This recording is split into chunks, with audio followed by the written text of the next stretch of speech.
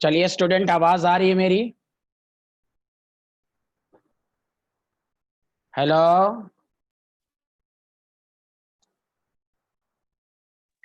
Yes sir, आ रही है। Thank you. चलिए आज नया चैप्टर हम लोग शुरू करेंगे। टॉपिक डालिए।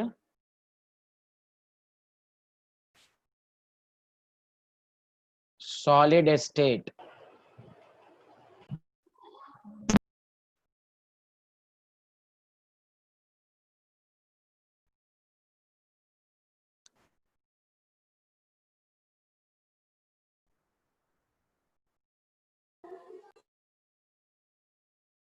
चलिए चैप्टर का नाम लिखिए सॉलिड स्टेट।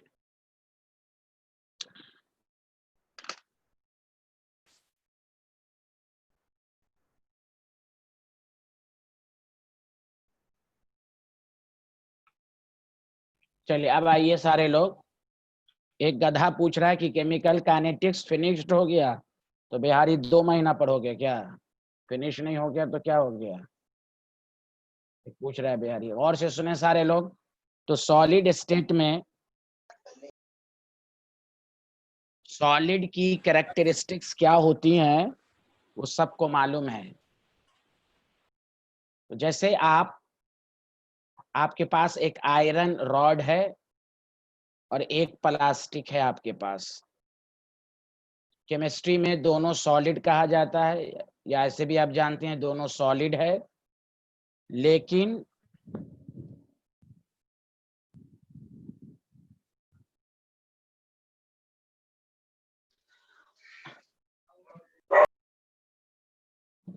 एक मिनट। अरे जीशान, तुम्हारी फिजिक्स है पहले। जीशान, तुम्हारी मीटिंग आईडी 356 है। ये दूसरा बैच है जीशान। तुम्हारा बैच 10:30 बजे है। बिहारी लोग है यार, इसको दिमाग नहीं है जीशान को। जीशान प्लीज, तुम्हारी फिजिक्स की क्लास है 6-9 वाले पर जल्दी जाओ, रिमूव हो।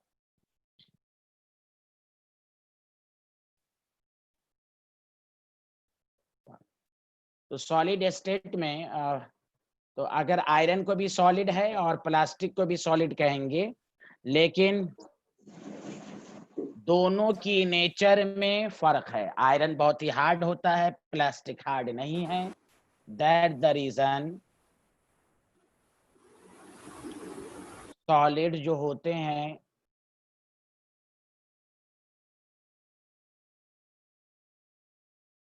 तो टॉपिक डालिए। सबसे पहला टॉपिक है सॉलिड स्टेट का types of solid.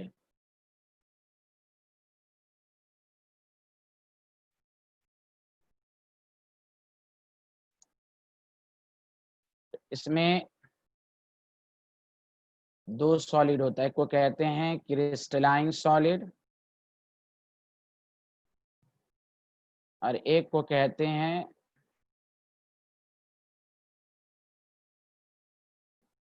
Amorphous solid. ठीक है।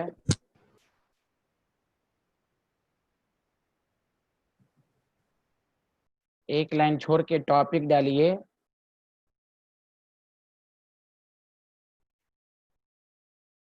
Crystalline solid.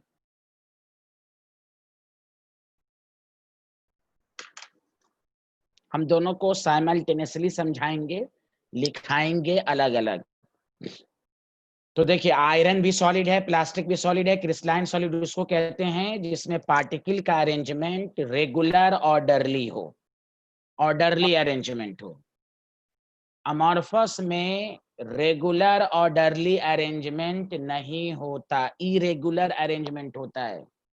That the reason आप देखते हैं कि अमॉर्फस सॉलिड ज्यादा हार्ड नहीं होता, उसका शेप फिक्स्ड नहीं होता। क्रिस्टलाइन सॉलिड में पार्टिकल का जो अरेंजमेंट होता है वो रेगुलर ऑर्डरली होता है। तो यहाँ देखें, लिखें द सॉलिड। आज का लेक्चर थोड़ा बेसिक ही है। नेक्स्ट लेक्चर, हाँ, the solid in which constituent particle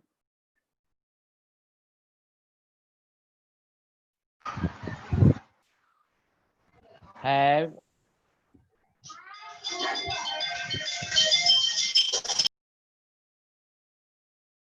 regular orderly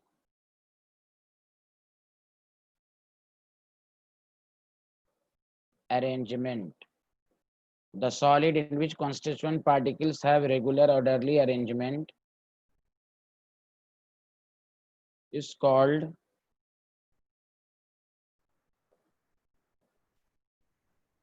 crystalline solid.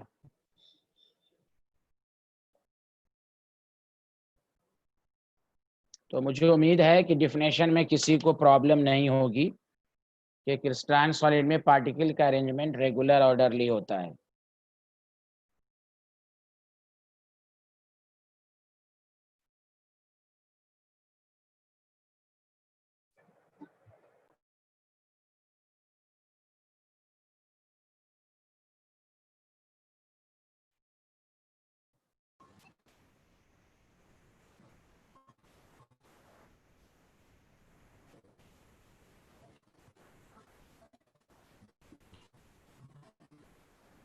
लिख लिया आप लोगों ने?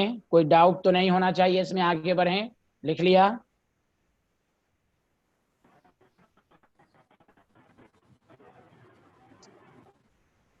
जी सर।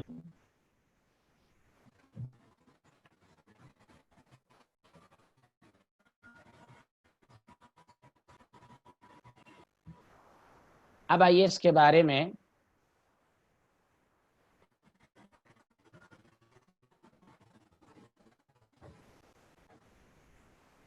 रिमार्क्स लिखिए। Number 1 point,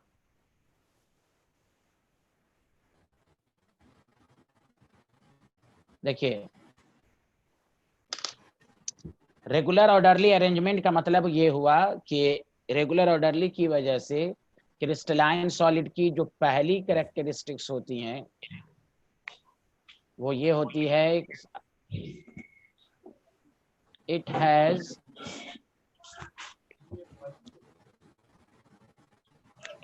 long range order.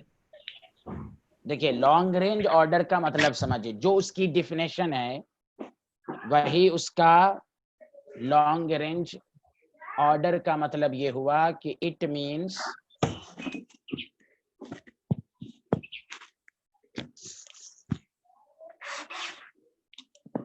There are,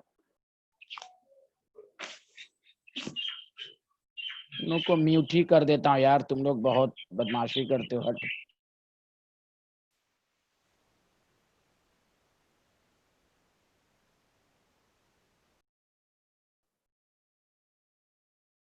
चलिए। There are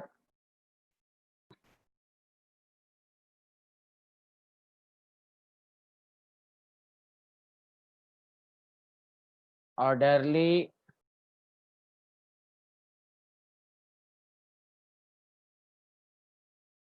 arrangement of particles throughout the solid। throughout the solid का मतलब यही हुआ कि उस क्रिस्टलाइन सॉलिड के पूरे पोर्शन पे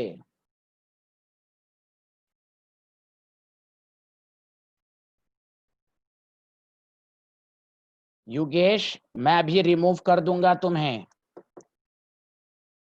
ये नहीं मालूम है नया चैप्टर सॉलिड स्टेट है, और तुम इस तरह का क्वेश्चन क्यों पूछ रहे हो कि न्यू चैप्टर कब स्टार्ट? तो स्टार्ट हो गया है। ये क्यों कहोगे न्यू चैप्टर कब स्टार्ट होगा? तो स्टार्ट हो गया, लेट से आते हो और टीचर को डिस्टर्ब करते हो। ज्यादा डिस्टर्ब करोगे सारा रिवीजन क्लास बंद कर दूंगा मैं। इसीलिए मैं जानबूझ के कल क्लास नहीं लिया एक स्टूडेंट की वजह से। मैंने क्यों अभी आया? तो अभी आया तो मत डिस्टर्ब करो ना यार, मत डिस्टर्ब करो। मैं आजम सर नहीं हूं। और तुमको लैंग्वेज से मालूम नहीं है कौन सी लैंग्वेज टीचर लिखा रहा है?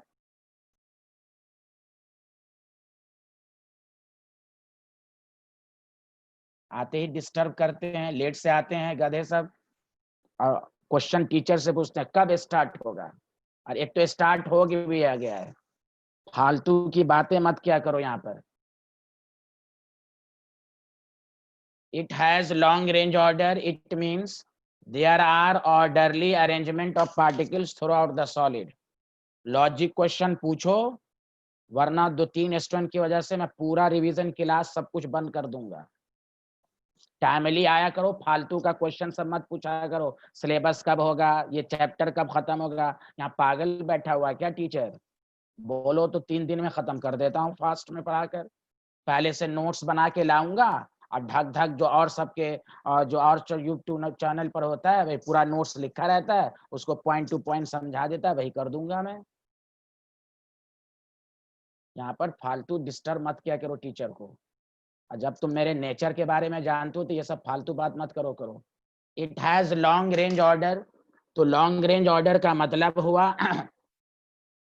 There are orderly arrangement of particle throughout the solid. मतलब ये हुआ कि हम एक रफली आइडिया ले लेते हैं कि ये सॉलिड है मान लीजिए, तो हर वन यानी every point on this solid, every point पर पार्टिकल का जो अरेंजमेंट होगा एकदम फिक्स्ड अरेंजमेंट, एक रेगुलर पैटर्न होगा। वही अमॉर्फस सॉलिड में आप पढ़ेंगे, अमॉर्फस सॉलिड में रेगुलर ऑर्डरली अरेंजमेंट नहीं होता है। अगर होता भी है ऑर्डरली, अगर होता भी है तो स्मॉल पोर्शन के लिए बस, थ्रू आउट द सॉलिड नहीं होता उसमें। अमॉर्फस सॉलिड में short range order, short range order का मतलब ही हुआ कि orderly arrangement for a small portion.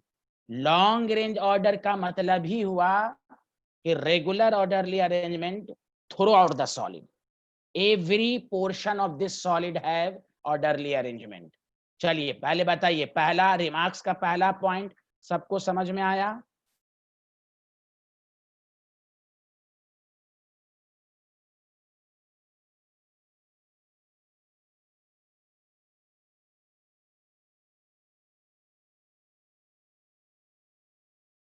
एक तो टीचर पढ़ाता, इन लोगों को लगता है टीचर नौकर है, जो चाहे हम ये कर दें।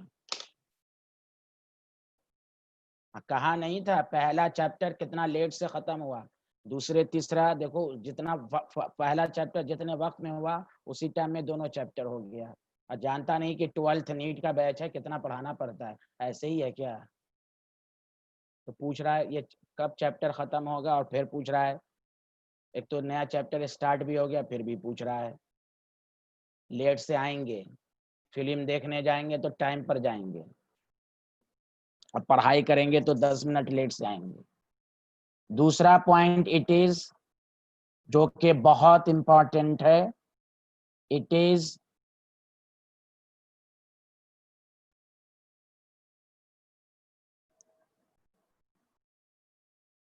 एनिसोट्रॉपिक। मैं इसको पूरा अच्छे से समझाऊंगा। It is anisotropic in nature. ठीक है, पहले ये लिखो फिर मैं समझाता हूं, पहले ये लाइन लिख लो। एनिसोट्रॉपिक का मतलब ये सब मैं अभी आपको समझाऊंगा। तो बोर्ड में रीजन के साथ ये क्वेश्चन आ चुका है, समझा? अब देखिए एनिसोट्रॉपिक का मतलब ये है, ध्यान देंगे लिखेंगे नहीं, अभी मत लिखोगे क्योंकि अभी इसके आगे मुझे और पॉइंट सब लिखना है। देखो इधर, मान लो कि क्रिस्टलाइन सॉलिड में रेगुलर ऑर्डरली अरेंजमेंट है, ए के बाद बी, फिर ए, फिर बी, फिर ए, फिर बी। अब यहाँ ए है तो इधर बी, फिर ए, बी, ए, बी, ए, ए, बी, ए, बी, ए, बी, रेगुलर ऑर्डरली, चाहे हॉरिजॉन्टल हो या वर्टिकल हो। बी, ए, बी, ए, बी, ए। सारे लोग ध्यान दें।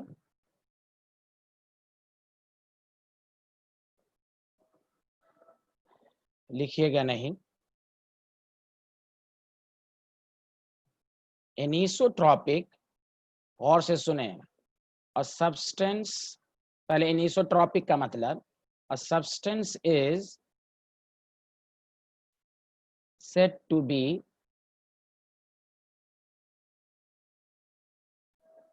anisotropic if they have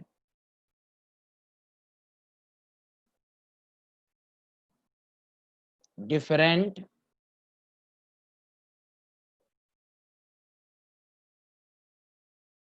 arrangement of particles.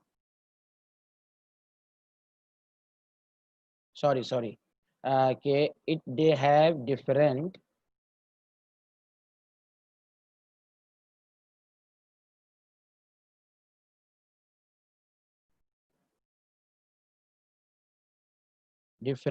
physical properties. If they have different physical properties. Physical properties का मतलब है यहाँ पर refractive index,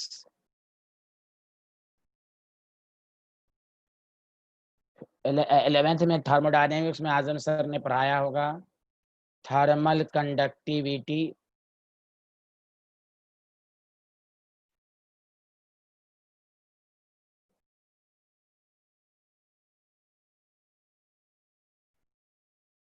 magnetic properties,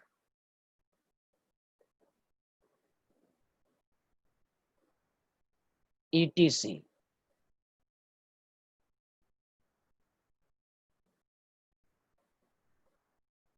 in different direction. सारे लोग ध्यान दें। पहले एनिसोट्रॉपिक को समझ लीजिए कि एनिसोट्रॉपिक वो सब्सटेंस कहलाता है जिसकी फिजिकल प्रॉपर्टीज हर डायरेक्शन में अलग अलग होगी। प्लीज सारे लोग सुने, अलग अलग होगी। अब ध्यान देना है, तो कहा गया कि क्रिस्टलाइन सॉलिड जो है वो एनिसोट्रॉपिक है, मतलब क्रिस्टलाइन सॉलिड की प्रॉपर्टीज हर डायरेक्शन में अलग अलग होगी। अब देखो, मैंने ये एक रफली आइडिया दिया, फिर मैं फिजिक्स से भी समझाऊंगा, सारे लोग गौर से सुनो। देखो, तुम इस डायरेक्शन को देखो, इस डायरेक्शन को देखो, इस डायरेक्शन का मैंने नाम रख दिया एक्स वाई। देखो एक्स वाई में सिर्फ बी बी बी बी। पहले तो देख लो, ये जो मैंने अरेंजमेंट बनाया है ये क्रिस्टलाइन सॉलिड है, रेगुलर ऑर्डरली अरेंजमेंट है ए और बी पार्टिकल का। जैसे तुम NaCl ले लो, NaCl Na+ Cl-, तो ए को Na+ लो, बी को Cl- लो। तो इस एक्स वाई डायरेक्शन में B B B B particle हैं, ठीक है भाई। और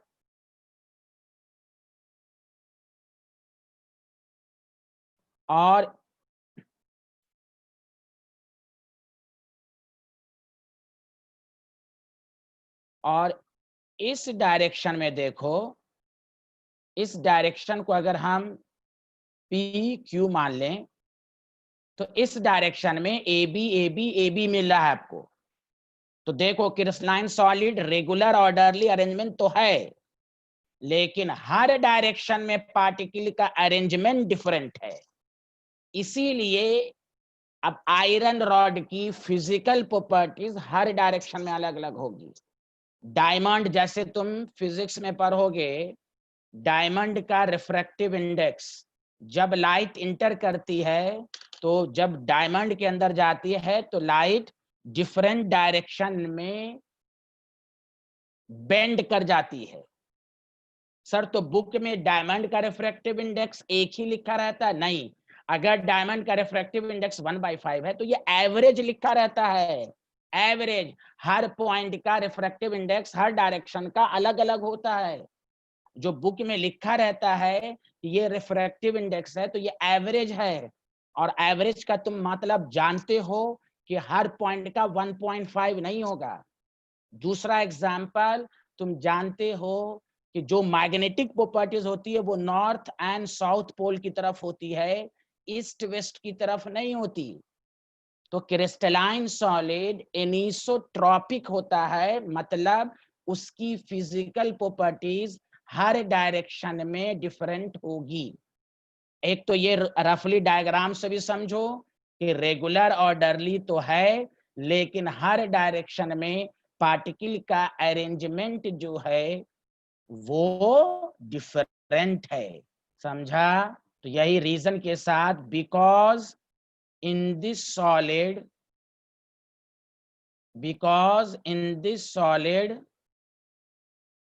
particles have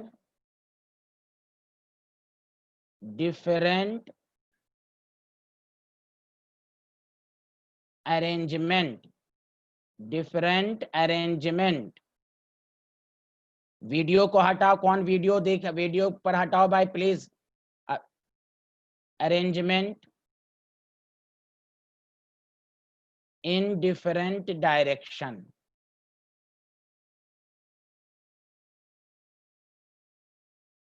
समझा? In this solid particles have different arrangement in different direction.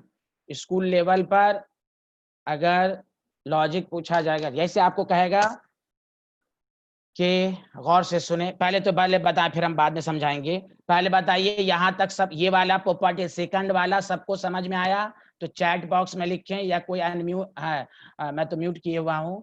बताइए सारे लोग, ये सबको समझ में आया?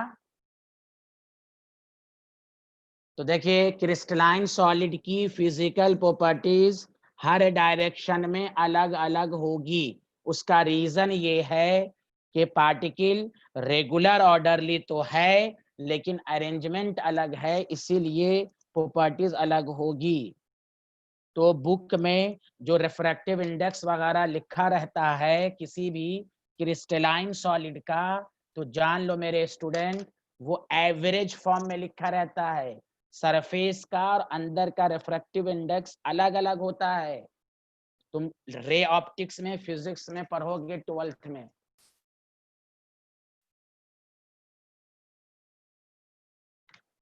चलिए, तो सारे लोग लिख लीजिए, अगर लिख लिया है तो बताइए।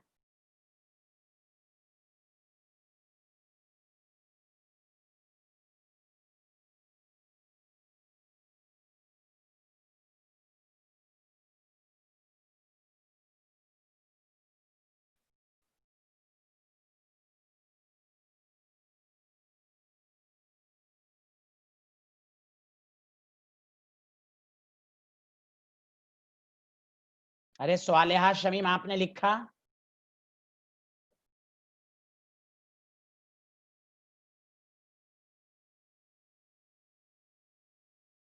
अब मुत्तहरा रेगुलर नहीं रहती है, मुत्तहरा।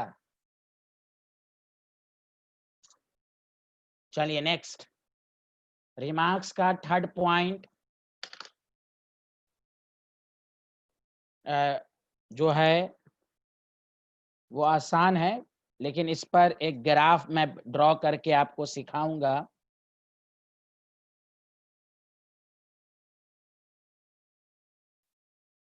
तो सारे लोग ध्यान दीजिए। तीसरा पॉइंट ये है, तीसरी कैरेक्टरिस्टिक्स, कि it has sharp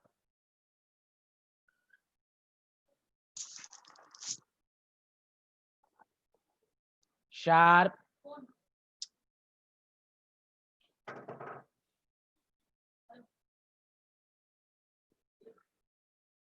sharp melting point.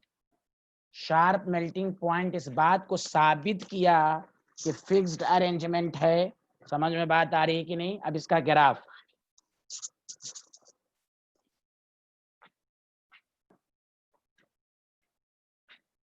कि शार्प मेल्टिंग पॉइंट इस बात को साबित किया कि due to which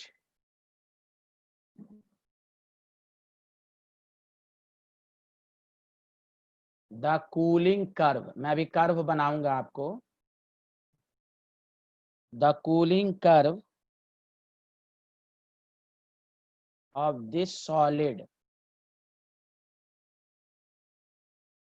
is not linear। मतलब सुनो अच्छे से, अगर आयरन रॉड का मेल्टिंग पॉइंट मान लो कि 1000 डिग्री सेल्सियस है तो 1000 पर ही मेल्ट करेगा, इसलिए तुम इसका ग्राफ जो होता है, अगर हम गौर से सुनो, लिखना मत अभी, देखो, temperature versus time, temperature versus time का जब ग्राफ होगा तो देखो, जब कोई चीज चेंज होती है तो सॉलिड्स, फिर टेम्परेचर, फिर इस तरह, ये सॉलिड से लिक्विड हुआ, फिर लिक्विड से लिक्विड, फिर गैस में चेंज हुआ।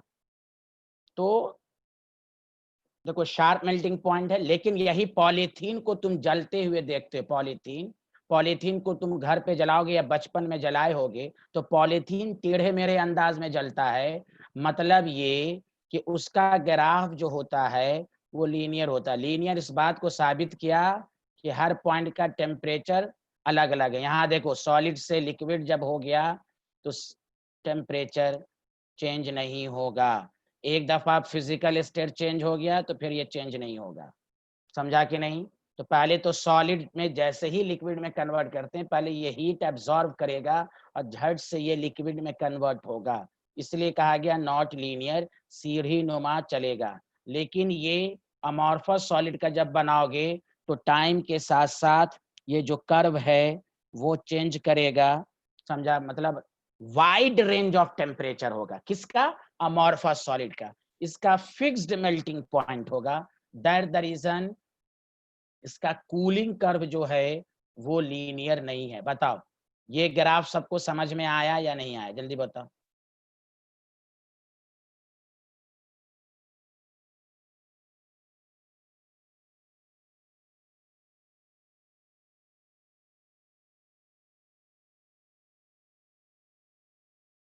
सच सच बताओ, ग्राफ आया सबको समझ में?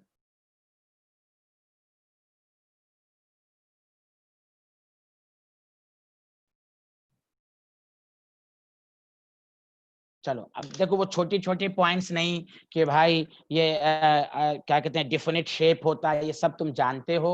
हम मेन मेन पॉइंट लिखा रहे हैं। समझा?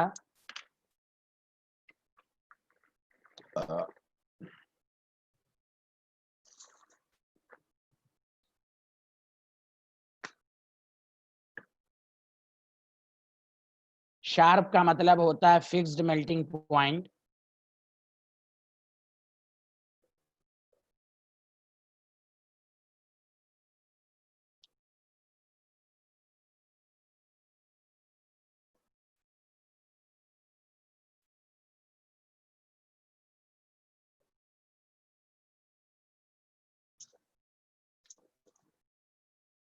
लिख लिया? बताइए।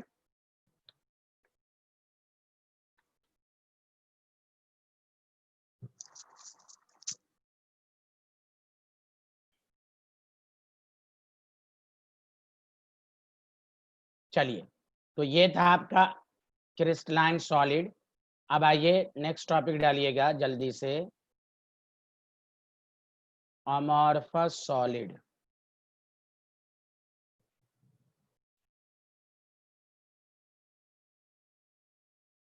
तो अब इसको जल्दी समझना है, जल्दी जल्दी हो जाएगा क्योंकि मैं सब समझा चुका हूं।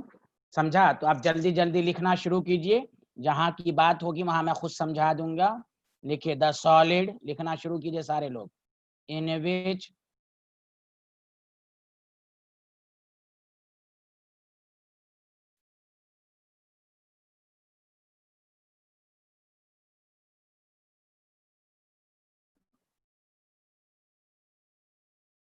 constituent particles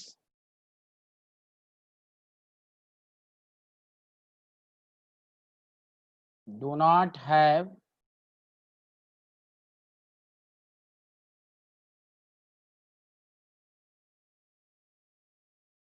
Ayaan. तुम क्यों ज्वाइन कियो? आयान तुम्हारा फिजिक्स की क्लास होती है। आयान सैफी, जल्दी भागो, ये दूसरे बैच केमिस्ट्री की क्लास है। बिहारी कहीं का।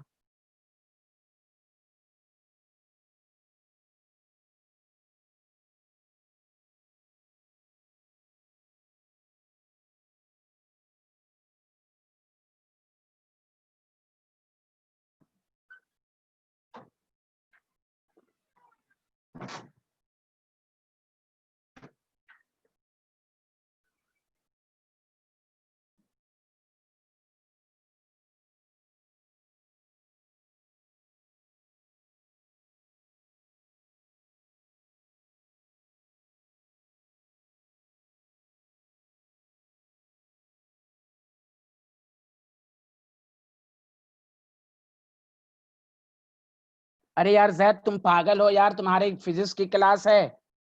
जैद भागो यहाँ से।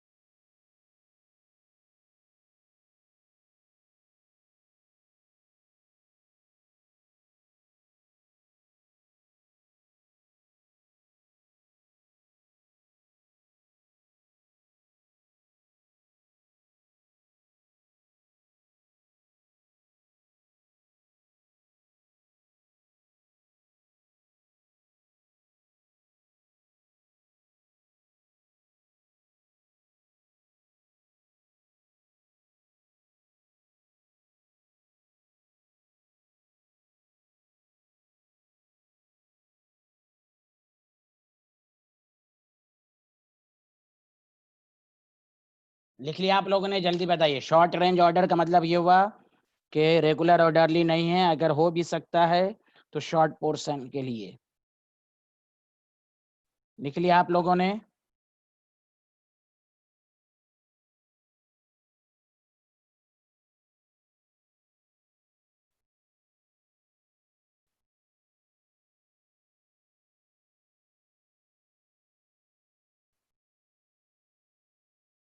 दूसरा लिखिए कि इट इज आइसोट्रॉपिक। आइसो का मतलब सेम।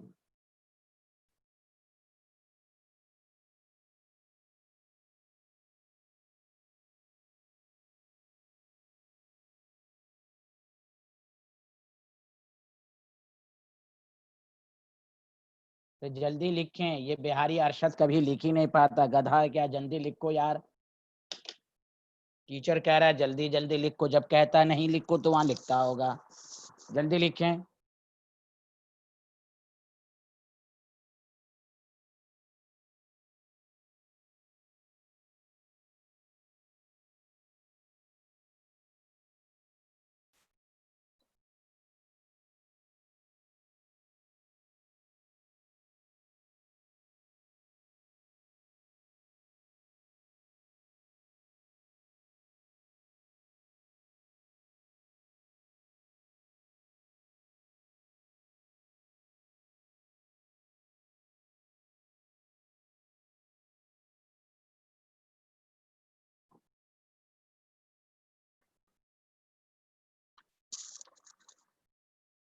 तो it is isotropic in nature. अब देखो इधर सुनो सारे लोग, 2 मिनट का टाइम दो। जैसे गैस है, सारे लोग चैट बॉक्स में लिखकर बताओ, गैस में पार्टिकल का अरेंजमेंट क्या होता है? रेगुलर ऑर्डरली होता है कि इरेगुलर होता है? गैस में पार्टिकल का अरेंजमेंट क्या होता है? Irregular, randomly oriented. हाँ वेरी गुड, बहुत अच्छे। तो तुम अमॉर्फ, हाँ अमॉर्फस सॉलिड भी वही है। जब रेगुलर ऑर्डरली नहीं है तो क्या होगा? इरेगुलर अरेंजमेंट होगा। इसलिए इसकी फिजिकल प्रॉपर्टीज हर डायरेक्शन में सेम होगी। समझा? Because in this solid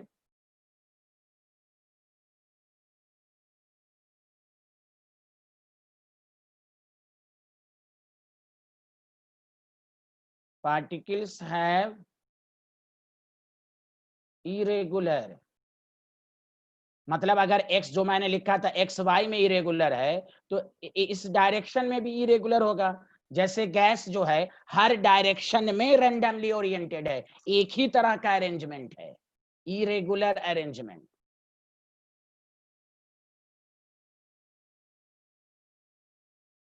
in all possible direction. और आइसोट्रॉपिक की डिफिनेशन मैं इसलिए नहीं लिखाऊंगा कि एनिसोट्रॉपिक लिखा चुका हूं, एनिसो में उल्टा हो जाएगा। They have same similar physical properties in all possible direction.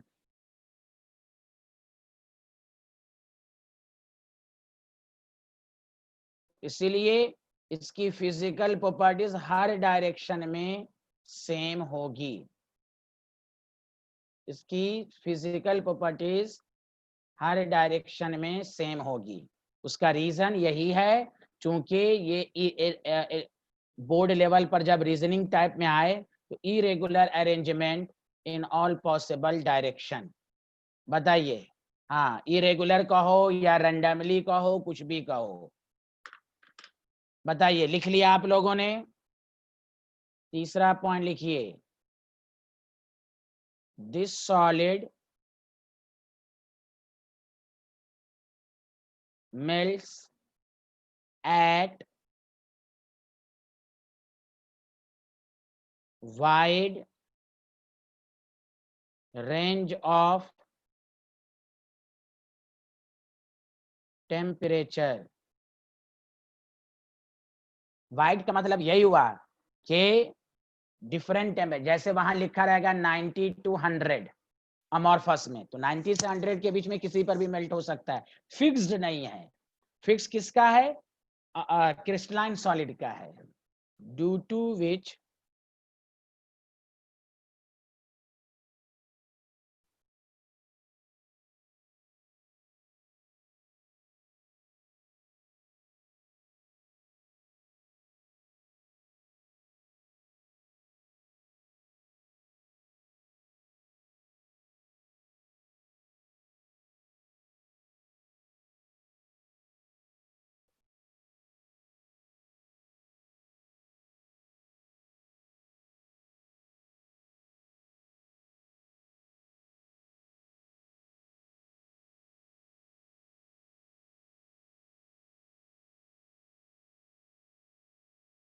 देखो हर पॉइंट का टेम्परेचर टाइम के साथ साथ चेंज हो रहा है, और यहाँ जो ग्राफ था वो चेंज नहीं हो रहा था, फिक्स मेल्टिंग पॉइंट।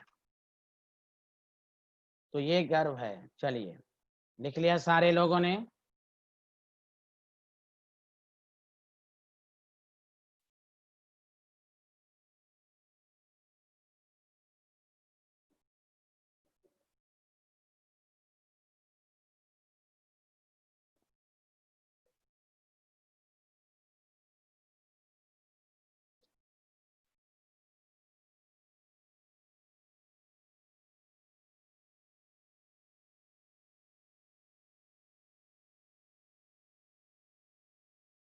टॉपिक डालिए कंक्लूजन।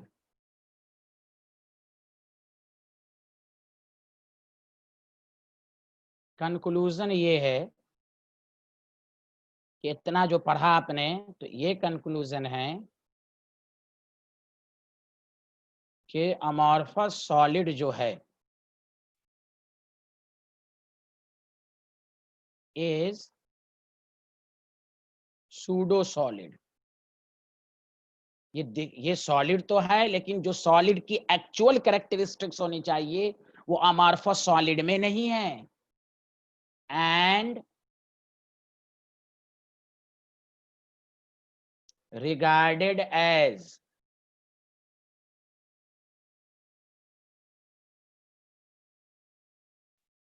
Super cooled liquid. अब इसकी मीनिंग मैं लिखवाऊंगा। सुपर, पहली बात कि ये दोनों सॉलिड से पढ़ के ये साबित हुआ कि अमॉर्फस ट्रू सॉलिड नहीं है, सूडो सॉलिड है। सॉलिड की जो एक्चुअल कैरेक्टरिस्टिक्स होनी चाहिए definite shape, sharp melting point नहीं है। तो amorphous solid is pseudo solid and regarded as super cooled liquid। तो मतलब ये हुआ, आपको मालूम होनी चाहिए, जैसे गिलास हुआ, प्लास्टिक हुआ। अभी मैं जानबूझ के अभी एक क्वेश्चंस कराऊंगा, ऐसे आसान है फिर भी। सेलेक्ट द क्रिस्टलाइन अनामॉर्फस, तो मैं कुछ आधा घंटा के बाद क्वेश्चंस कराऊंगा। तो देखिए, जो अमॉर्फस सॉलिड होता है, सुपर कूल लिक्विड का मतलब हुआ कि amorphous solid has tendency to follow करता है like liquid but very slowly. Follow करने का ये मतलब नहीं हुआ कि वो वाटर की तरह वो आपको दिखेगा। अगर आपको प्रैक्टिकल ऑब्जर्वेशन करना है तो विंडो गिलास जो होता है, ओल्ड बिल्डिंग का मतलब ये हुआ कि हिस्टोरिकल बिल्डिंग, जामिया नगर की कोई बिल्डिंग इस कैटेगरी में नहीं है। तो उसके विंडो गिलास को जब देखने जाइएगा, अगर वो गिलास चेंज नहीं हुआ होगा, तो ओल्ड बिल्डिंग का जो विंडो गिलास की बॉटम पोजीशन होती है वो थिक होती है। क्यों? It has tendency to follow, particle irregular arrangement है, मूवमेंट होगा और फोर्स ऑफ ग्रेविटी के कारण नीचे फ्लो होगा। ये इतना स्लोली फ्लो होता है कि हम कॉमन बिल्डिंग के गिलास में ऑब्जर्व नहीं कर पाते। इसीलिए सीबीएसई जामिया में यह भी क्वेश्चन पूछा जा चुका है, why the bottom position of the window glass in old building is thick, because glass is amorphous solid and has tendency to flow like liquid but very slowly। समझा? इसीलिए तो मैं चूंकि आपको सारा पॉइंट इसलिए लिखाता हूं, तो लिखिए इट मीन्स, नेक्स्ट पॉइंट में लिखिएगा, it means amorphous solid has tendency to flow like liquid but very slowly।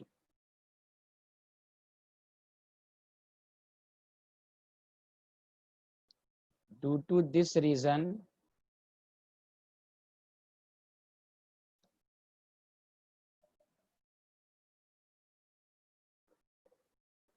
the bottom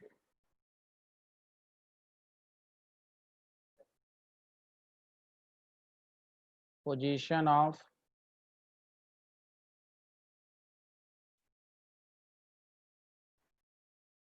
glass is thick in old building. Old building का मतलब हिस्टोरिकल बिल्डिंग। चलिए, ये सिंपल पॉइंट है जो मैंने लिखा दिया, अमॉर्फस और क्रिस्टलाइन सॉलिड का कंक्लूजन। चलिए अब नेक्स्ट टॉपिक पर आइए। ये कंक्लूजन इसे दिखाया गया कि इस पूरे चैप्टर में हम अमॉर्फस सॉलिड की बात नहीं करेंगे। सारे स्टूडेंट सुन लें, हम सिर्फ क्रिस्टलाइन सॉलिड की बात करेंगे। ये इसलिए बताया जा रहा है कि आपको चैप्टर का कंसेप्ट क्लियर होना चाहिए कि इस चैप्टर में मेनली आपको क्या पढ़ना है। तो मेनली क्या पढ़ना है? Crystalline solid. क्या आप लोगों ने लिख लिया? इसको समझ में आ गया? आगे बढ़ें।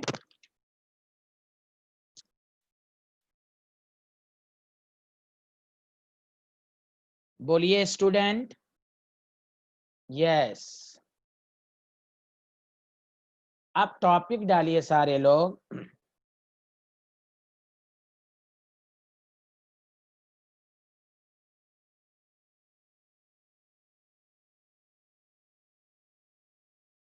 टाइप्स ऑफ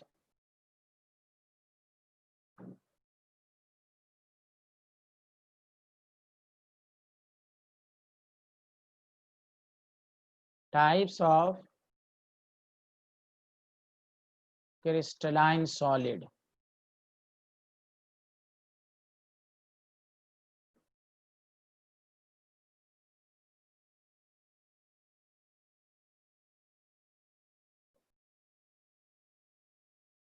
चलिए गौर से सुनिए, types of crystalline solid.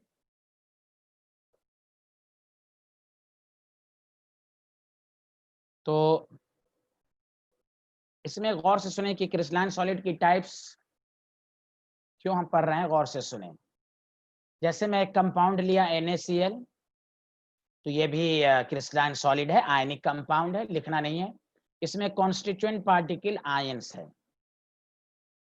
Solid HCl, अब HCl गैस भी होता है, लेकिन सॉलिड HCl मैंने जानबूझ के लगाया। ये भी क्रिस्टलाइन सॉलिड है। इसमें कॉन्स्टिट्यूएंट पार्टिकल जो है वो क्या है, मॉलिक्यूल है। HCl, बहुत सारे HCl हैं। सॉलिड का मतलब ही होता है बहुत सारे, ग्रुप ऑफ मॉलिक्यूल्स।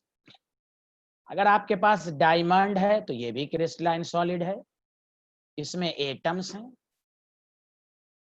और कौन सा एटम्स है, नॉन मेटल। सिमिलरली आयरन भी क्रिस्टलाइन सॉलिड है, जिसमें कॉन्स्टिट्यूएंट पार्टिकल मेटल एटम है। आप देख लीजिए इन चारों सॉलिड में कॉन्स्टिट्यूएंट पार्टिकल अलग अलग हैं, और जब कॉन्स्टिट्यूएंट पार्टिकल अलग अलग हैं तो उसके बीच का इंटरमॉलिक्यूलर फोर्स भी डिफरेंट होगा।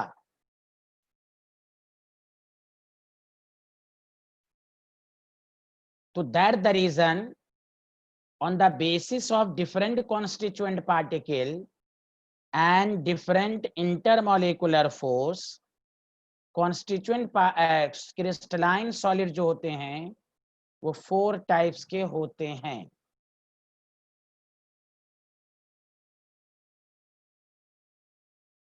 समझा?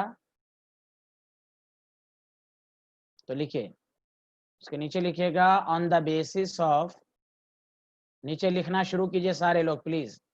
On the basis of different constituent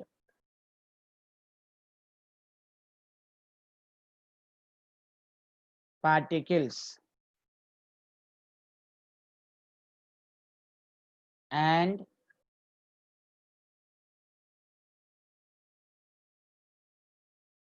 different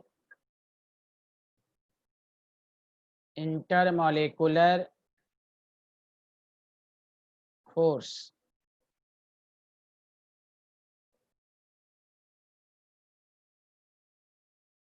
crystalline solids are 4 types. Number 1, molecular solid.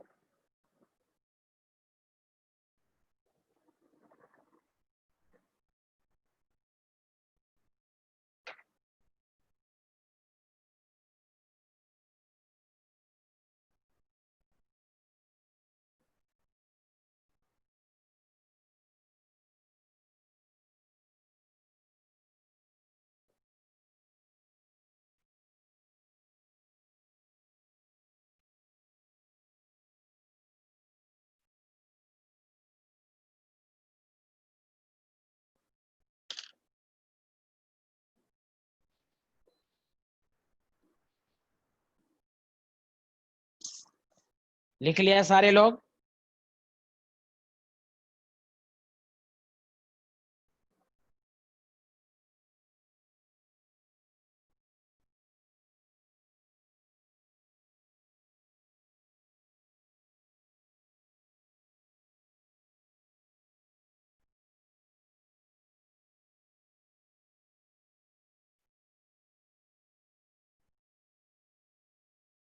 Topic डालिए।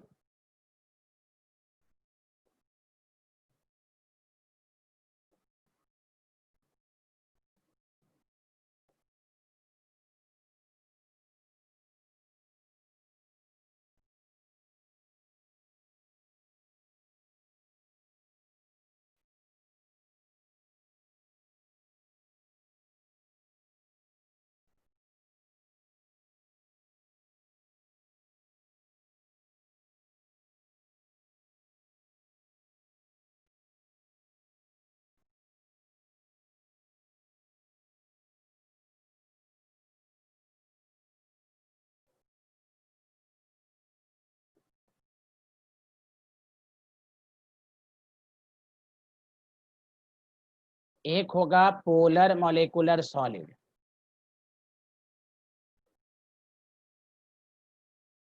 पोलर मॉलिक्यूल का मतलब होता है जिसमें डाइपोल मोमेंट हो। तो दिस सॉलिड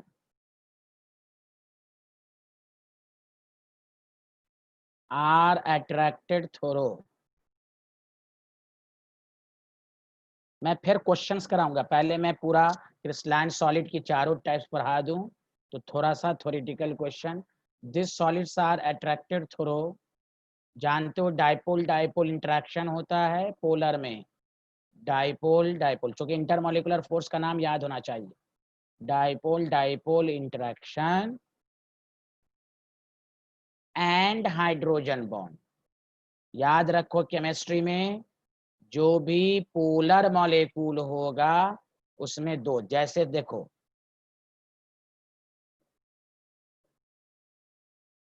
सॉलिड HCl है तुम्हारे पास, पोलर है डाइपोल डाइपोल, सॉलिड SO2 है डाइपोल डाइपोल,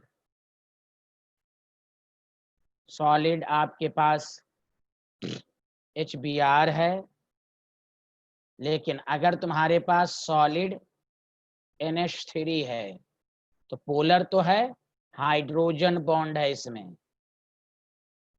आपके पास सॉलिड HF हो तो मॉलिक्यूल है और इसमें क्या हाइड्रोजन बॉन्ड, जहां मैंने नहीं लिखा है वो डाइपोल डाइपोल इंटरेक्शन है। तो बहुत सारे एग्जाम्पल हो सकते हैं, लेकिन आपको याद रखना है कि मॉलिक्यूलर सॉलिड दो तरह का होता है। पोलर, पोलर मॉलिक्यूल को पहचानने का तरीका है डाइपोल मोमेंट, जो आपने 11th में अच्छे से पढ़ा। और पोलर मॉलिक्यूल केमिस्ट्री में जहां भी होगा वहां इंटरमॉलिक्यूलर फोर्स दो होगा, हाइड्रोजन बॉन्ड भी होगा और डाइपोल। हाइड्रोजन बॉन्ड की पहचान OH, NH और HF। जैसे कोई वाटर का आइस फॉर्म ले ले, सॉलिड H2O, तो यहाँ भी हाइड्रोजन बॉन्ड है।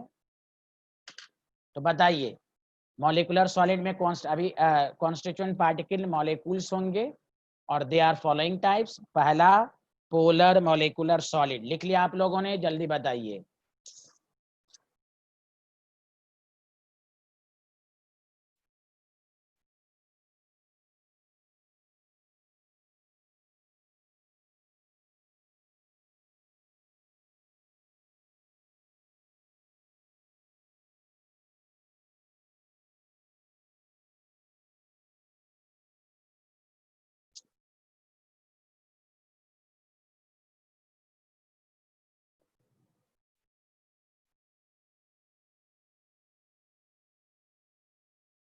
बी पार्ट लिखिए, नॉन पोलर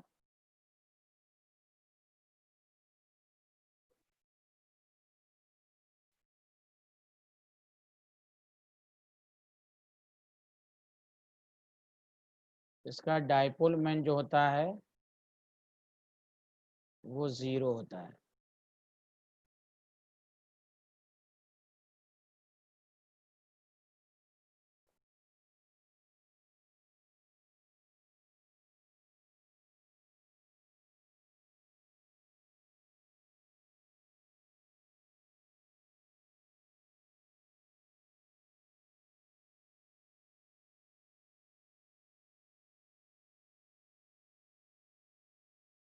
वीकेस्ट, पूरी केमिस्ट्री में सबसे कमजोर फोर्स जो होता है, वीकेस्ट वंडर वाल फोर्स कॉल्ड डिस्पर्जन।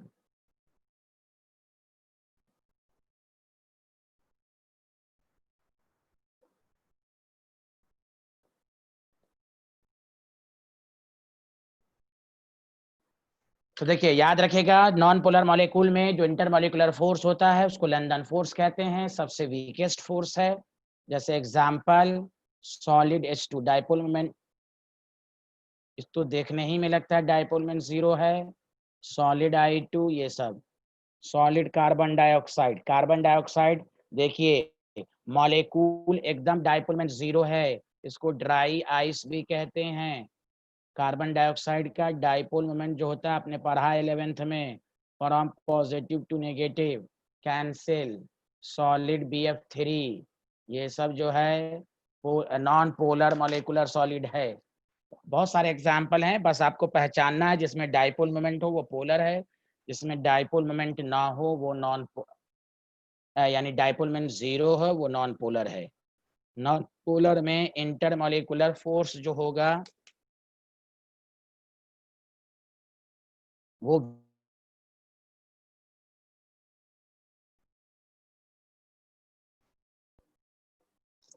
तो ये है मॉलिक्यूलर सॉलिड।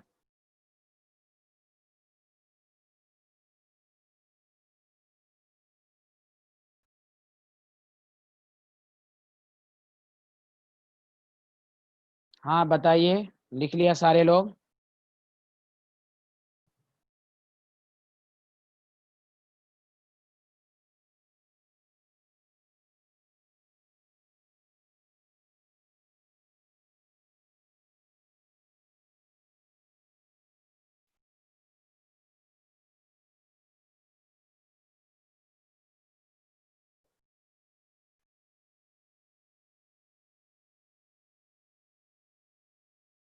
चलिए लिखना शुरू कीजिए। Covalent solid,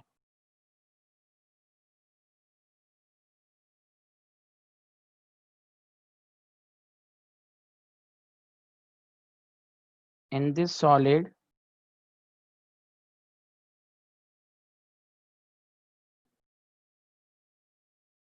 constituent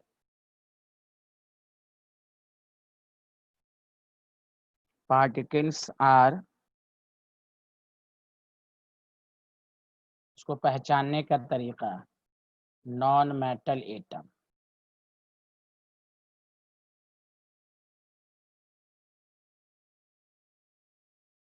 which is linked together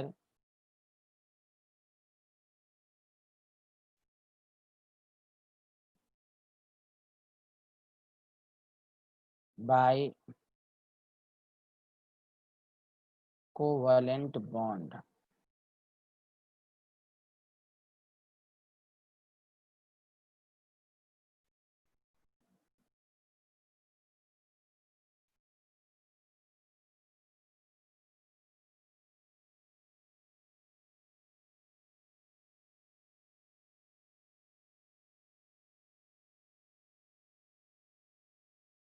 throw out the crystal, throughout crystal, यानी मैं आपको बताता हूँ थ्रो आउट क्रिस्टल का मतलब क्या है। देयरफॉर इसको हम नेटवर्क सॉलिड भी कहते हैं। जैसे डायमंड देख लो, 3 डायमेंशनल, बहुत सारे, जैसे देखो HCl, अभी तुम पढ़े HCl मॉलिक्यूल है, एक ही कोवेलेंट बॉन्ड है।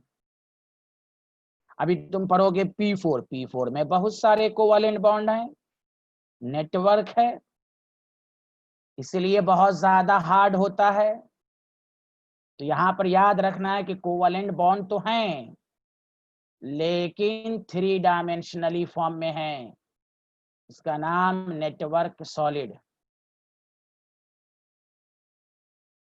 Therefore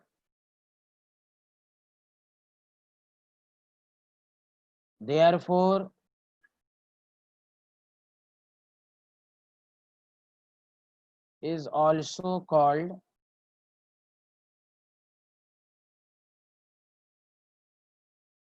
network solid. इसको हम कौन सा कहेंगे? है नेटवर्क सॉलिड। बहुत सारे एग्जाम्पल हैं।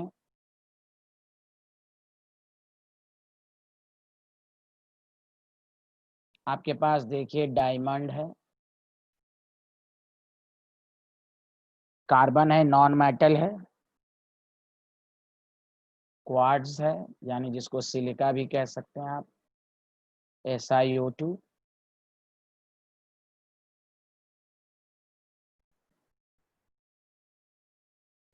सिलिकॉन कार्बाइड है। अभी मैं डायग्राम भी बनाता हूँ। सिलिकॉन कार्बाइड है, P4 है, S8 है, जर्मेनियम है, फिजिक्स में पढ़ेगा जर्मेनियम, सेमीकंडक्टर बहुत सारे, सिलिकॉन है, दिखने में एक है, silicon solid, non metal atom. आगे बढ़े, बताइए, लिख लिया आपने सारे लोग?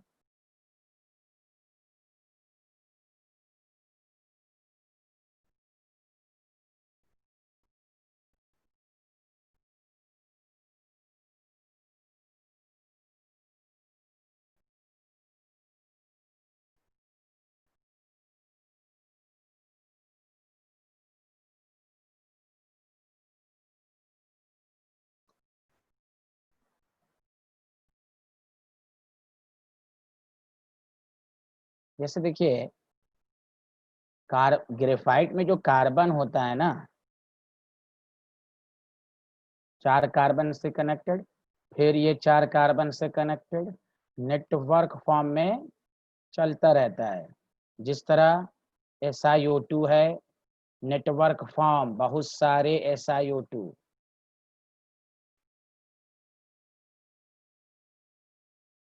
समझा?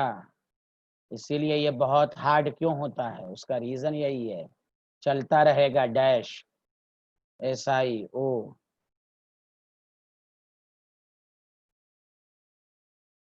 तो बहुत सारे, समझा कि नहीं? इसलिए इसको कहा गया कि बहुत सारे कोवैलेंट बॉन्ड हैं, नेटवर्क फॉर्म में हैं।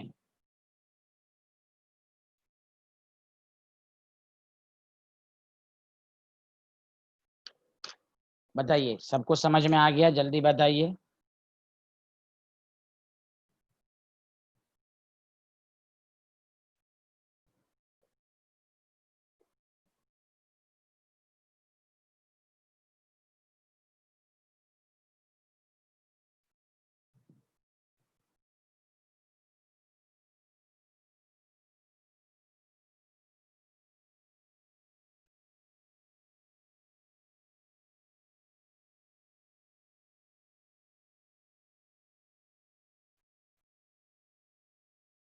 अरे लिख लिया? बताओ भाई, लिख लिया?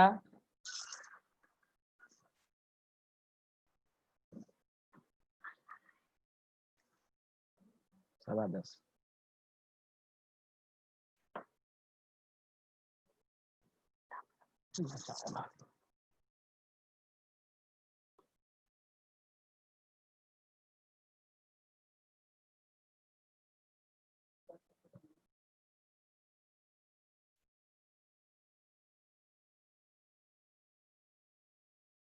देखिए, सॉरी, रिमार्क्स तो मत लिखिए।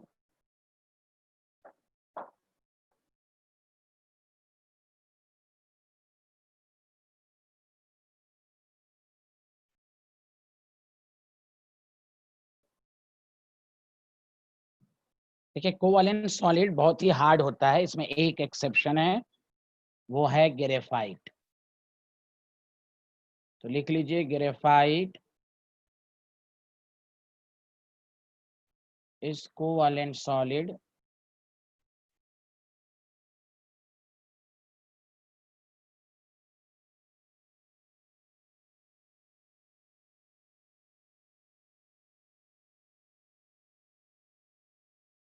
which is soft in nature and conduct electricity. Covalent solid is electrical insulator. Diamond electricity conduct नहीं करता है, लेकिन आपसे पूछ देगा, अबीर नकवी, खदीजा शेख मोटा, वीडियो पर से हटाओ, वीडियो क्यों? इलेक्ट्रिसिटी। तो ये एक एक्सेप्शन है कि कौन ऐसा कोवैलेंट सॉलिड है जो सॉफ्ट है और कंडक्ट इलेक्ट्रिसिटी, तो आप ग्रेफाइट कहेंगे। समझा?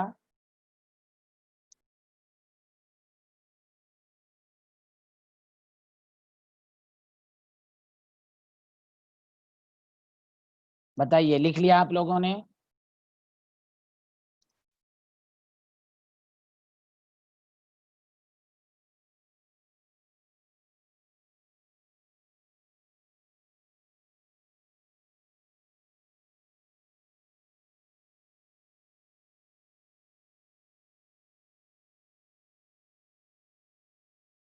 बाकी दो तो बहुत आसान है।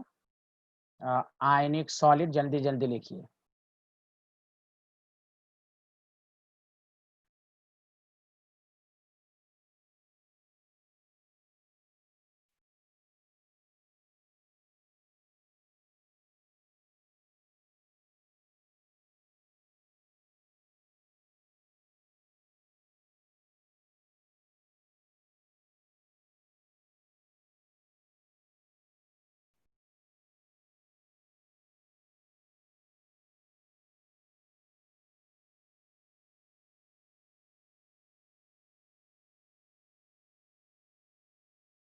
पहचानने का तरीका बॉन्डिंग, आयनिक सॉलिड को पहचानने का तरीका बॉन्डिंग, आयनिक बॉन्ड। दूसरा भी आसान है।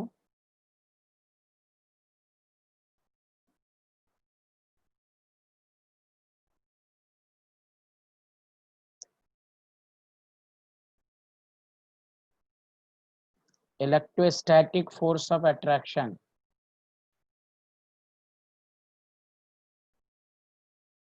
अरे constituent particle behave an ionic solid दिख नहीं रहा है क्या?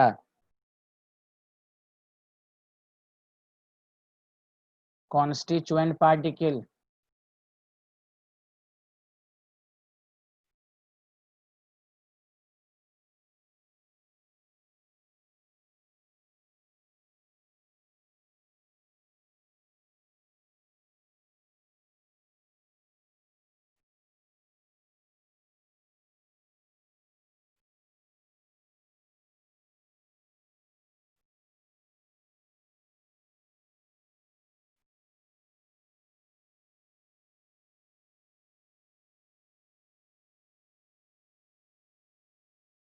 Metallic bond. आपको बताया था 11th में, मेटालिक बॉन्ड मेटल एटम के अंदर आता है तो उसको हम मेटालिक बॉन्ड कहते हैं। ये भी स्ट्रॉन्ग बॉन्ड होता है।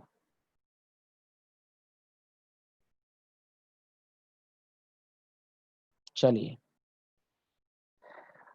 मंडे और वेंसडे ये दो क्लास इसकी इम्पोर्टेंट है। सॉलिड स्टेट 3D चैप्टर है, इसलिए आप कल वाली क्लास भी मिस नहीं करेंगे और ना वेंसडे की।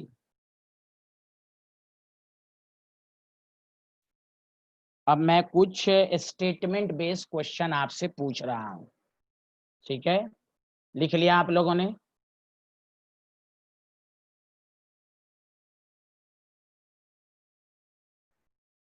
लिख लिया? जल्दी बताइए।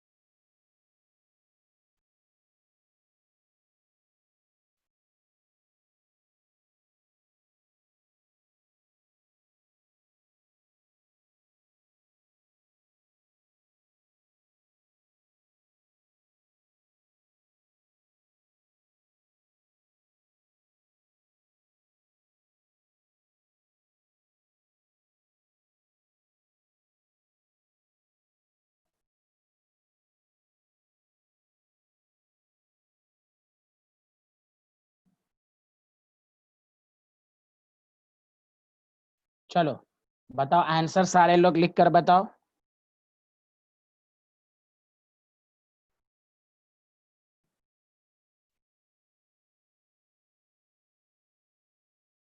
सारे लोग आंसर दो।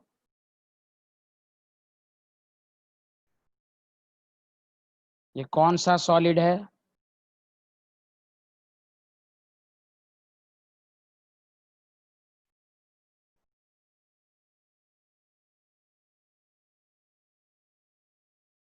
ये जाहिद पूछ रहा है सीजियम। सीजियम मेटल है रे गधा कहीं का, दिमाग नहीं है, कहाँ की बात को कहाँ से रिलेट करता है तुम? सीजियम लिख रहा है बिहारी। मेटल हार्ड होते हैं तो ये मेटल को सॉफ्ट कह रहा है गधा। असल में पढ़ा ही है 2 नंबर कोचिंग में, तो क्या बोलेगा ये लोग। सीजियम बोल रहा है, सीजियम। बताइए। देखिए आपके माइंड में एक क्वेश्चन आएगा, गौर से सुने सारे लोग। हाँ, दिस इज वेरी इंपॉर्टेंट। एक ही स्टूडेंट का आंसर सही है, वो है मॉलिक्यूलर सॉलिड।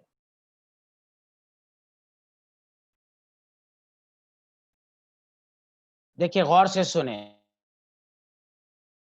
ग्रेफाइट का आंसर तभी देंगे, ग्रेफाइट का आंसर तभी देंगे जब आएगा कि वो कौन सा कोवैलेंट सॉलिड है जो सॉफ्ट है। यहां पर पूछा सॉलिड ए, तो अब आइए मॉलिक्यूलर। सॉलिड हार्ड होता है, चाहे मॉलिक्यूलर हो कुछ भी हो। 4 क्रिस्टलाइन सॉलिड में सॉफ्ट है मॉलिक्यूलर, उसका रीजन है, चाहे पोलर हो। जैसे मैं 2 मिनट मुझे टाइम दें, सारे लोग पहले लेक्चर को सुने। केमिस्ट्री में आपको पढ़ाया गया था टाइप्स ऑफ वंडर वाल force of attraction. Dipole dipole, hydrogen bond, dipole induced, dispersion force. ये तमाम फोर्स, वंडरवाल फोर्स का मतलब ही हुआ वीक फोर्स। उस वीक में सबसे कमजोर है डिस्पर्सन। ओवरऑल तमाम फोर्स वीक हैं, इसलिए याद रखिए कि 4 क्रिस्टलाइन सॉलिड में चारों हार्ड हैं, लेकिन ये जो सॉफ्ट लिखा गया, आप चिल्लाएंगे नहीं कि Cl सॉफ्ट है। ये कंप्री, अभी जाइए, तो वो कंपैरिजन के बेसिस पर सॉफ्ट हैं।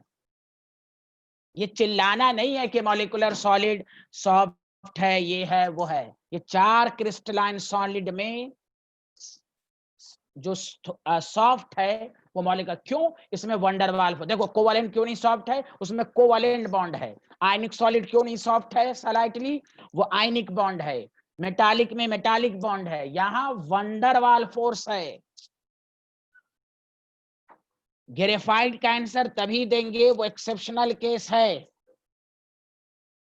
कि कौन ऐसा कोवैलेंट सॉलिड है कि जो इलेक्ट्रिस क्या कहते हैं, जो सॉफ्ट है, तब आप आंसर देंगे ग्रेफाइट। सबको समझ में आया? तो कोई भी पूछे रीजन बताओ, तो नीचे लिख लो रीजन, 1 लाइन में, कि तुम्हें मान लिया कभी समझ में ना आए तो लिख लो ना, due to the presence of van der Waals force. Chemistry में वंडरवाल फोर्स को कमजोर फोर्स कहा जाता है। उस वीक फोर्स में वीकेस्ट है डिस्पर्जन, तो डिस्पर्जन भी पाया जाता है इसमें। इसीलिए चारों क्रिस्टलाइन सॉलिड हार्ड हैं, उस हार्ड में सॉफ्ट कौन है, तो मॉलिक्यूलर सॉलिड। उम्मीद है कि आया होगा। एक लिख रहे हैं कोवैलेंट सॉलिड, एक लड़की है वो कोवैलेंट सॉलिड लिख रही है, बताइए ये पागलपन का कोई तरीका है? और एक लिख रहा है सीजियम। Oh my God. चलो क्वेश्चन नंबर 2। तो ये समझ में आया क्वेश्चन कैसे दिया जाएगा इस पर। Question number 2, solid A,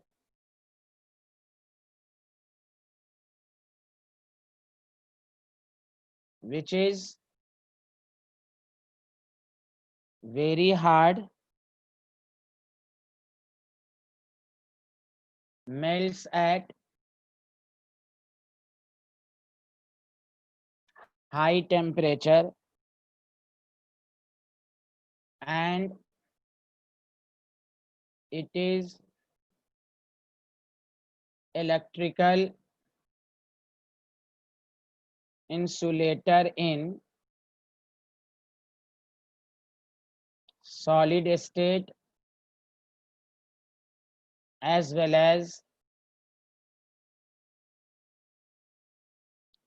in molten state। इसका आंसर तो बहुत आसान है, आइडेंटिफाई द सॉलिड। बताइए तो क्या आंसर देंगे सारे लोग, जल्दी बताइए।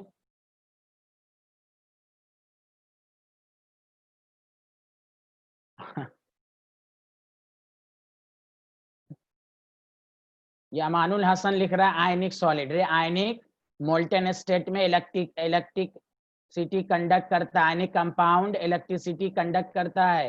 ये सब कैरेक्टरिस्टिक्स देखो, उसको तो गधे को कोई अकल ही नहीं है, ये नशे में रहता है कि क्या करता है, पढ़ता है कैसे। इसलिए इस पर तो सबसे ज्यादा शक होता है कि ये निकाल पाएगा कि नहीं।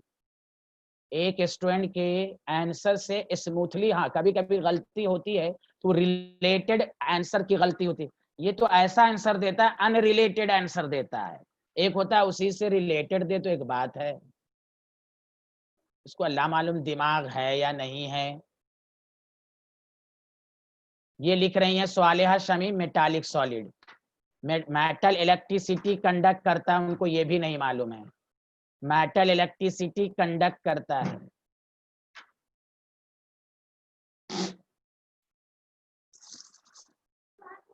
हाँ खोल लीजिए।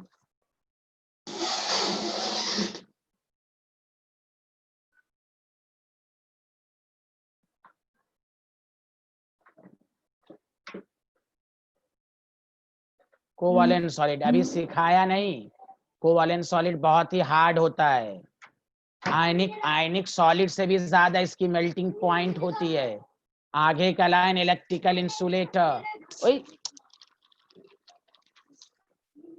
इन solid state as well as in molten state. तो कुछ स्टूडेंट जो हैं वो कह रहे हैं आयनिक सॉलिड है, अब कुछ स्टूडेंट बोल रहे हैं कि मेटालिक सॉलिड है। बताइए, मेटल इलेक्ट्रिसिटी कंडक्ट करता है।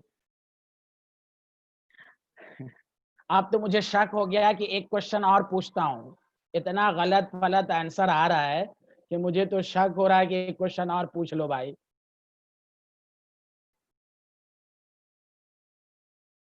एक इंशा लिख रही है मॉलिक्यूलर सॉलिड, बताइए मॉलिक्यूलर सॉलिड सॉफ्ट अभी लिखवाया, यहाँ लिखा हुआ very hard, melts at high temperature, electrical insulator, समझा।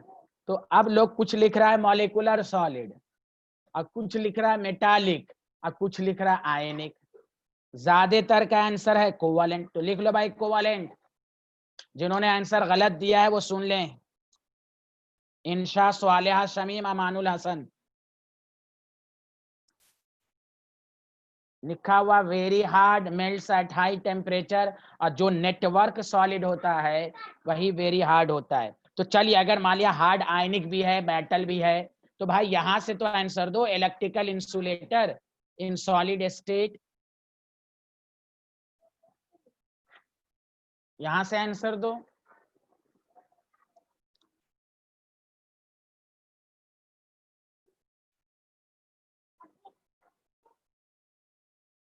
चलिए, अच्छा मैं डायरेक्ट वाइवा के फॉर्म में पूछ रहा हूं, तुम लोग आंसर दो।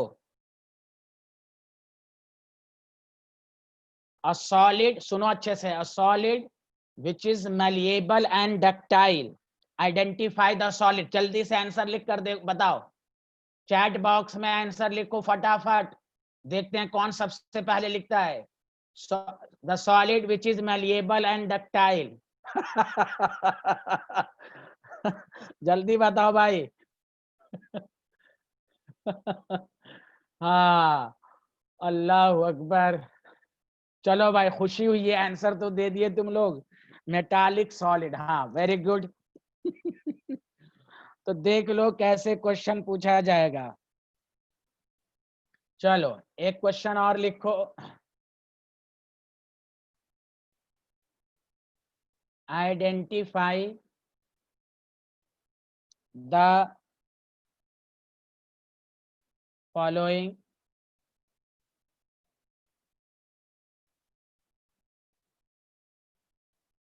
As crystalline solid. अच्छा सुनो, क्रिस्टलाइन सॉलिड में सिर्फ क्रिस्टलाइन सॉलिड नहीं लिखना है, क्रिस्टलाइन सॉलिड में कौन सा टाइप है वो लिखना है बेसिकली। है क्वेश्चन में ये भी लिख सकता था फॉलोइंग एज कोवालेंट मॉलिक्यूलर, लेकिन मैं उतना न लिखते हुए क्रिस्टलाइन सॉलिड होगा तो आप लिखेंगे वो मॉलिक्यूलर है या आयनिक है या कोवालेंट है या मेटालिक है। एंड अमॉर्फस सॉलिड, क्योंकि लैंग्वेज को मैंने छोटा किया है, मैं आपको डायरेक्ट बता दिया है। चलिए ए, पहला नाम है, अब देखते हैं कौन कितना आंसर देता है। Ammonium nitrate NH4 NO3। चलो आंसर दो। पहले तो बताओ क्रिस्टलाइन है ये तो कौन सा सॉलिड है? क्रिस्टलाइन अगर है तो कौन सा है ये पहले बताओ सारे लोग।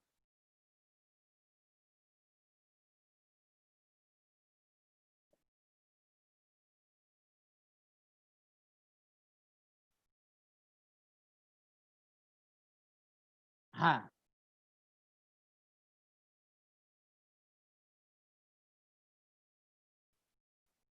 हाँ, अस्का का आंसर, सादिया का भी आ गया।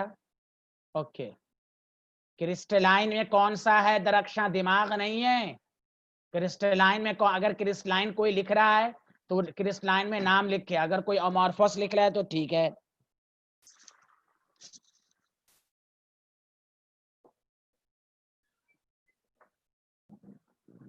हाँ ionic, this is correct answer. Ionic solid, एक स्टूडेंट लिख रहा है मॉलिक्यूलर। और केमिस्ट्री में देख लो NH4 plus NO3 minus, this is ionic compound, ionic solid. Arbab लिख रहा है अमॉर्फस सॉलिड, उस गधे को दिमाग ही नहीं है। अरबाब लिख रहा है अमॉर्फस। इसलिए देखो जानबूझ के मैं क्वेश्चंस करा रहा हूं कि आपको अकल आए कम से कम। चलिए बोलिए, आ गया सबको समझ में? अरे ये एग्जाम्पल सबको समझ में आया? और केमिस्ट्री में याद रख लो, कहीं पर भी ये याद रख लो, अमोनियम आयन जहां भी होगा, प्लीज याद रखो, अमोनियम आयन जहां भी होगा वो आयनिक कंपाउंड बनाता है, ये याद कर लो। NH4Cl हो, NH4NO2 हो, ये जबकि कोई कहेगा ये नॉन मेटल, एनसीईआरटी में पढ़ना फर्स्ट या सेकंड आयनिक कंपाउंड, आयनिक बॉन्ड की जो डिफिनेशन है उसी पेज पर पढ़ोगे। ये ग्रुप ऑफ नॉन मेटल है, फिर भी ये आयनिक कंपाउंड इसलिए है क्योंकि केटायन और एनायन कंप्लीटली डिसोसिएटेड, और अमोनियम आयन जहां भी हो वो आयनिक ही होता है।